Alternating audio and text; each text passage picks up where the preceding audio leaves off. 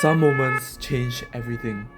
In the blink of an eye, Mr. Boon's life took a drastic turn, an unexpected event that led to emergency surgery and a quadruple amputation. Overwhelmed by loss, anger, and hopelessness, Mr. Boon felt as though he had nothing left to give. But rather than surrendering to despair, he chose to transform pain into unstoppable power. Today, Mr. Boon emerges as a champion for inclusivity, a mentor, a community teacher, and even a former national wheelchair rugby player. His message is clear: never let adversity define you. Whether you're struggling to find your way or searching for a spark of inspiration, join us to learn two invaluable life lessons that will forever change your perspective, and prepare to be moved and motivated by a man who shows us all what it truly means to rise above. Welcome back to another episode of our SG Stories. Today, we're extremely grateful to have Mr. Tan Whee Boon, quadruple amputee, SIT community teacher, and former national wheelchair rugby player, active in the dragon boating community as well. We'll be finding more about his life today. So, Mr. Boon, thanks so much for being here. Mr. Boon, maybe you could bring us through what a day in your life is like. I used to be a big modeler, working as a part-time big modeler because I work on Monday to Wednesday. And for Thursday and Friday, I keep myself for volunteering job, like befriending service for amputee, support or some other churches event. And for weekend, I keep myself for dragon boating. Wow, seems like you really do a lot of these activities. So maybe you could tell me more about the volunteering that you do on Thursdays and Fridays. Or befriending service. Yeah. Whenever we receive any befriending requests from hospital or nursing home, we'll try our best to comfort the patient for pre-amputation or post-amputation, and we share with them our daily living life. So these are amputees. This is for amputee. So what made you choose to take part in this volunteering? I myself go through a very difficult situation when I amputated, and I'm really lost, no confidence, totally do not know what to do. So after I overcome all this situation, I hope that the new amputee can go smoothly as what I've gone through. It's more easy to go through all this. So the time after you amputated, you maybe you could bring us through how you were feeling. I'm able-bodied as well before amputation, so it is so sudden shock. I need to go through falling amputated. Totally, I don't know what to do. I don't even know how to ask any question to the doctor. Can I keep my limbs? All this I do not know. So it's so sudden, so shocks. What I know is if I don't amputate, I will die. That's what I know. Doctor do advise me to go for second opinion, and I also don't know what is actually second opinion. I do not know. So I just leave it and follow the doctor instruction just to amputate. So I understand that you were feeling very lost, very confused before the amputation. So after the amputation, what were your emotions like? What was your viewpoint on maybe life in general? How were you feeling? I actually very sad after amputation, very sad. Totally, I know that I'm become a disabled, and not only disabled, like a rubbish, like trash like that. Totally cannot do anything. This is what I think. So very bad temper also. Always argue, always fight with my wife, family, my friends. Totally shut down my door. I don't like to interact with people because I feel when I watch on mirror on myself, I feel that I'm really like a dinosaur. Don't know like what. I myself already so scared about looking at myself. Just imagine how people look at me. So the feeling is very bad. Mm. Did this sort of feeling change as time passed by? Yeah, it slowly changed when I started to become a Christian. So I always listen to Christian songs and read Bibles. I also do not know when it suddenly changed my living standard to become like willing to accept myself. This is so true that if you don't willing to accept yourself, how are you want people to accept you? So the first step, this is how I go through. Accept yourself, and then hoping people accept you also. Mm. So you actually do a lot of wheelchair sports. So if I'm not wrong, you started wheelchair rugby after the amputation as well. So what made you interested to join? I get to know wheelchair rugby because when I go to repair my wheelchair, so someone introduced me this sport, and I wonder, I got no limbs, and how am I going to play? Of course, on wheelchair, the lower limb doesn't matter, but the upper limb, I cannot even hold a ball. So how am I going to play? So I will try to figure it out. How this sport actually suit me or not. So I just try. Oh, and then I think you liked it, right? Because you eventually became a national wheelchair rugby player. So what was the process like? Because when I start to join and I noticed that there's a lot of PwDs which is very weaker than me. I myself consider 100% total disability, that means like nothing already. So when I noticed that others is actually more weaker than me, they don't even have strength. Yeah, although they might have limb, yeah, but they are actually weaker. So made me feel that like not the worst. I'm not the best, but at least I'm not the worst. So it makes me continue the sports. Yeah. So is it really about seeing that there's so many people similar to you and who are also giving it their best that sort of inspire you and motivated you? Yeah, we actually inspire each other. Inspire to each other. That's great. Would you say that trying out all these sports help you, climb out of maybe the negative mindset that you were feeling in the past? Yeah, when you do sport, you actually try your best to strengthen your energy, and you actually work very hard on your body. So whenever you go back home, you actually got no time to think others' negative matter. You are so tired. You need to recover to gain back all the energy. So it continues days and days like that. Yeah. Oh, Mr. Boon, you are actually a community teacher at the Singapore Institute of Technology, and you mentor engineering students, design students on how to better design, certain products for people with disabilities. So, what made you want to take up this role? Actually, not engineering and design. For SIT is actually the occupational therapy students. Occupational therapy. Yeah. So I share about my experience with them, how I adapt to my daily living styles, like how I climb up to my wheelchair, how I climb up to commode, how I move around at home, how I eat, how I work. This is, I think, something new to the student stage. I think they do not have this type of experience. Yeah. Is there one particular experience with the students that you felt, oh, this is really meaningful? Maybe they learned something new today.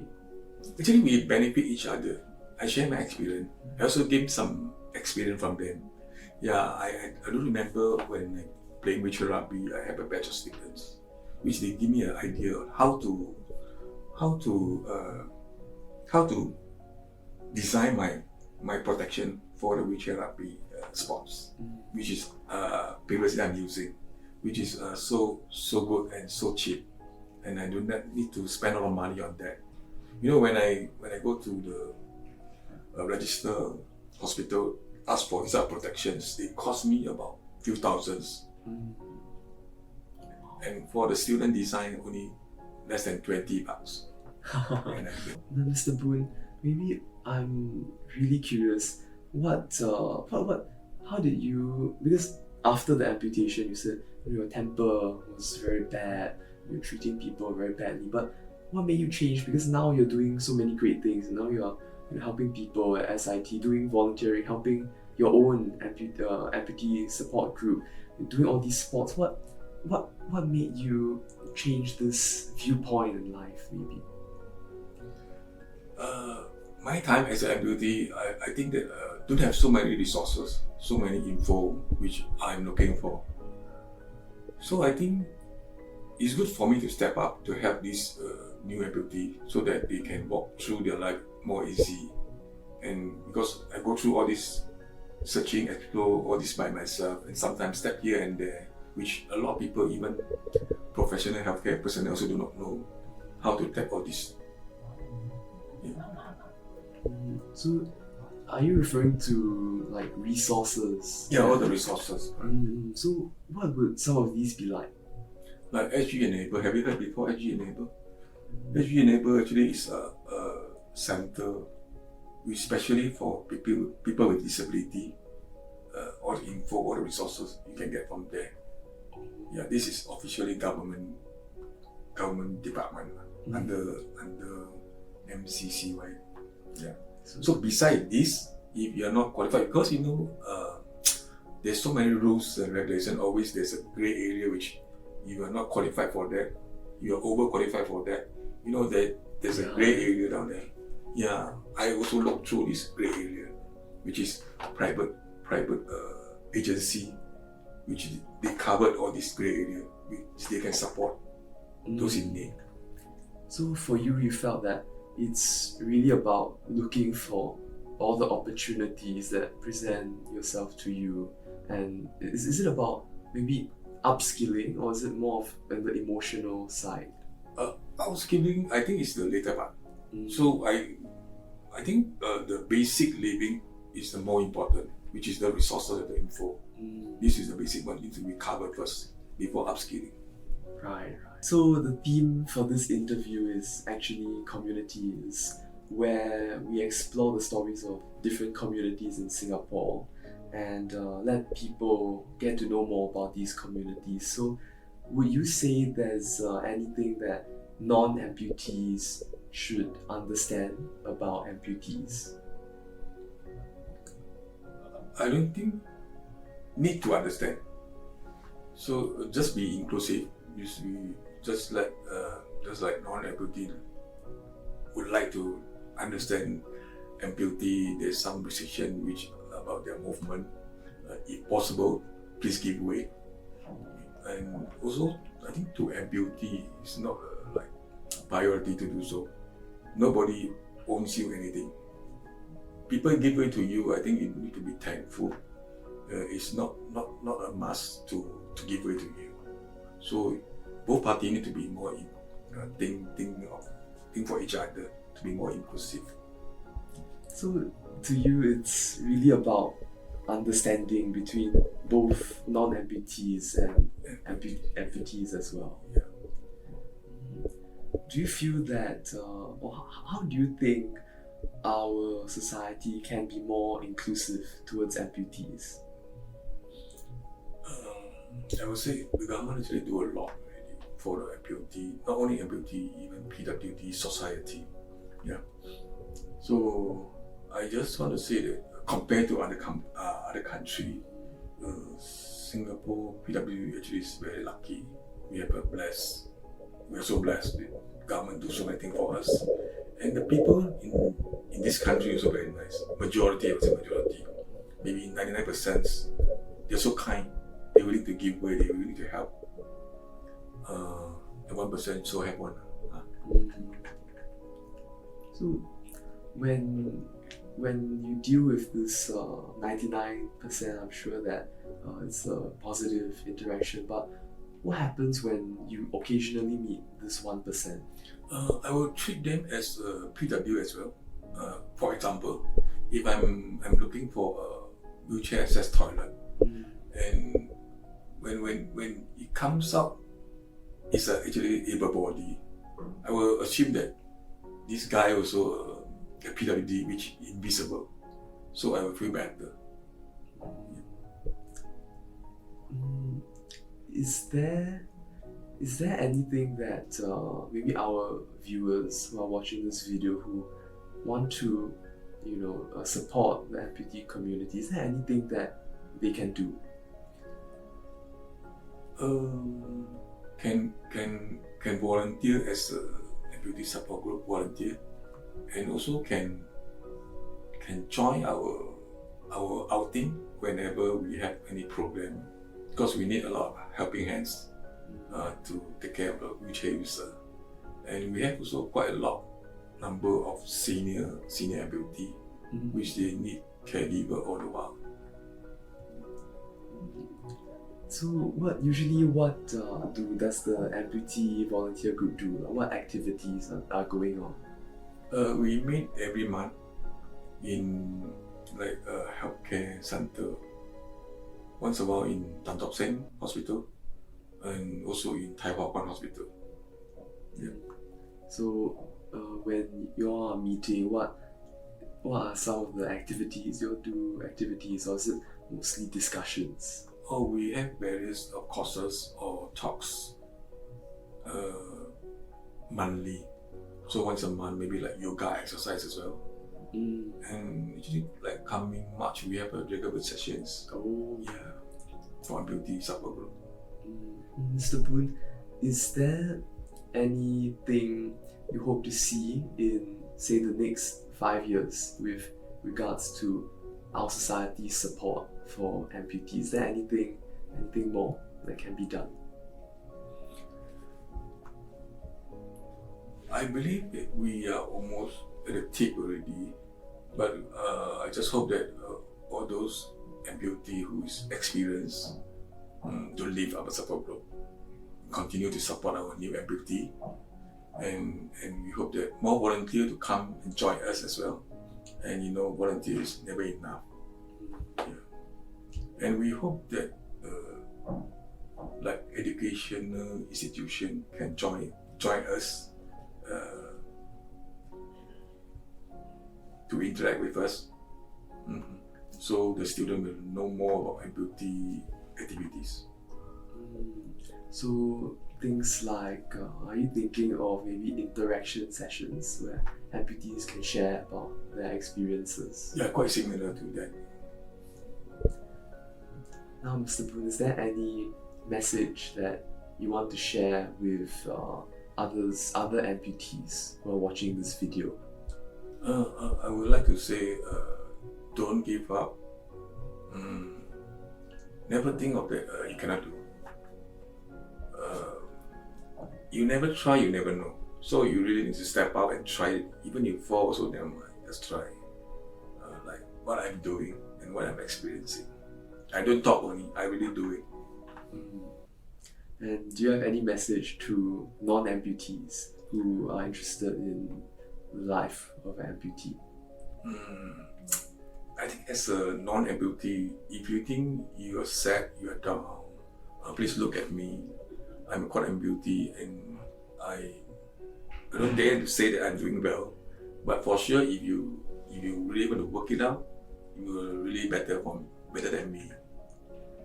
Mr. Boon, please don't say that, because you are a quadruple amputee, but I think today you've really inspired all of us. How you climb out of this negative mindset that you suffered from in the past, and did all these sports. You do volunteering, you help out at SIT. I think you've done a lot more than many of us non-amputees can even say. That's why we're really grateful to have you here today, and thank you so much.